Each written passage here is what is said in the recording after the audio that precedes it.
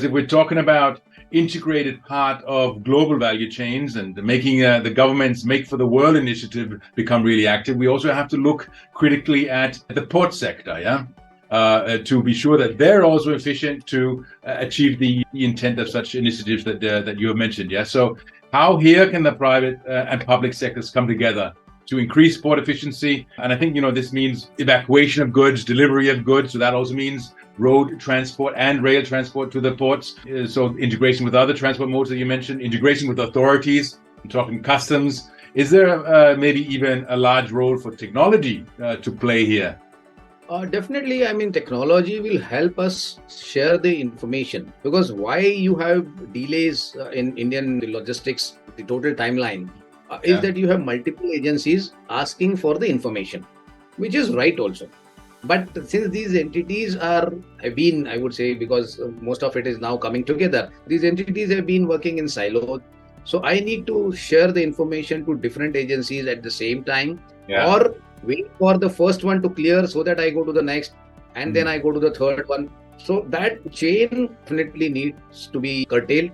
Simultaneous processing of my data, my information declaration that I have is essential. And in that sense, I think the port community system, followed by that the national logistics portal that are rolled out, will play a role. So technology will definitely play a role here in terms of reducing the total time that is required for processing your documents. So making sure that the goods are cleared from the authorities. Now the second stage is physical movement of these goods from destination A to point of delivery, or from the point of pickup to the port location.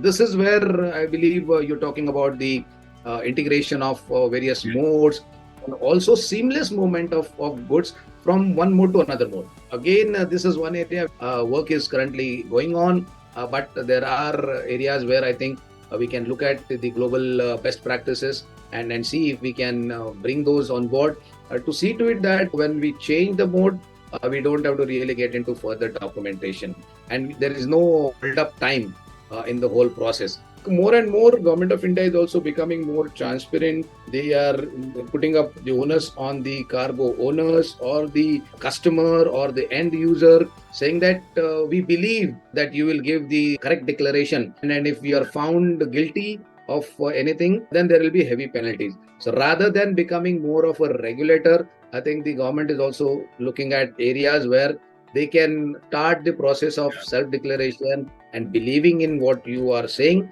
So I think these are some of the areas where there are initiatives in terms of technology, understanding of the whole thing. I guess the Indian youth, Indian technocrats understand this, but how to integrate that with the entire regulatory regime that we have, and also make sure that there are no leakages, there is no revenue loss to the government, there is ease of doing business, the logistics performance index is improved. All of this is very, very core at the whole initiative that the government has when it comes to national logistics portal, when it comes to multimodal logistics, when it comes to modal shift, and also the fact that we are looking at now the large expressways along the nooks and corners of the country, which should allow us to operate the large containers, those containers which hitherto were not available in the country, because those are some of the areas where we still need to bring in those efficiencies. Our assets, moving assets, are fully utilized. We have a large number of moving assets in the country, whether it is trailers, containers, whether it is the trucks, containers mounted on the truck, etc. I think those are the areas where there is a lot of opportunity for private sector to come in. There is a lot of opportunity for technocrats to bring in new technology, talk about the green solutions. And I think these are the areas where there is going to be further opportunity. Just look at the movement of domestic cargo. The agri-produce that we have in the country, if we can have better logistics service provider here, I'm sure there is plenty of room for people to come in. India being such a large country, I don't think there is a single solution provider or single logistics player who can say and claim that I'm going to monopolize this. We have huge opportunity, growing market, aspirations are definitely increasing. Largest youth population, another 20-25 years, that is going to remain as it is, and therefore you will see a sustained demand. And when you have sustained demand, the infrastructure will always be questioned. The infrastructure will always be put to kind of challenges. So I think these are the areas where the consultative group can, take a long-term vision. And I think we should be able to bring those new ideas and concepts into the Indian logistics space. Thank you, Atul, very much for your insights. And I think you're right. Logistics sector is incredibly dynamic. There's a realization now that the logistics sector needs to grow fast to accommodate the intended growth, the ideal growth of the economy.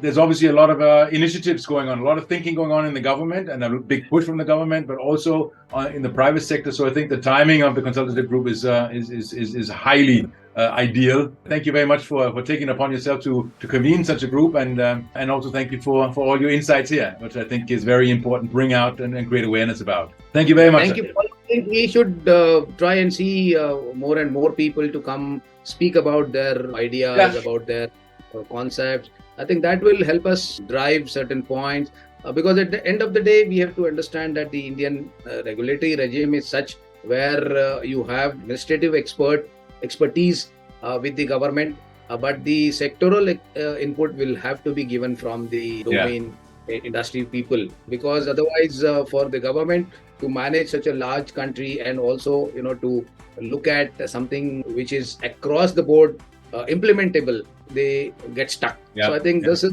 what I would expect, that we keep it simple so that the authorities understand and they see that yes, this is doable.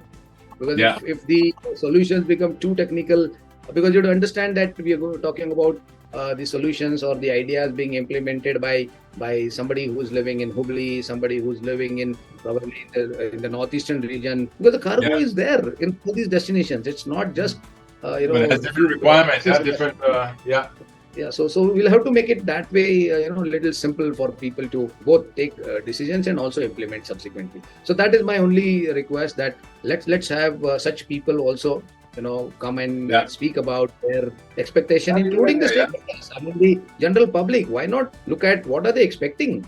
They're expecting a lot of cargo, a lot of goods, and now, not tomorrow, but now.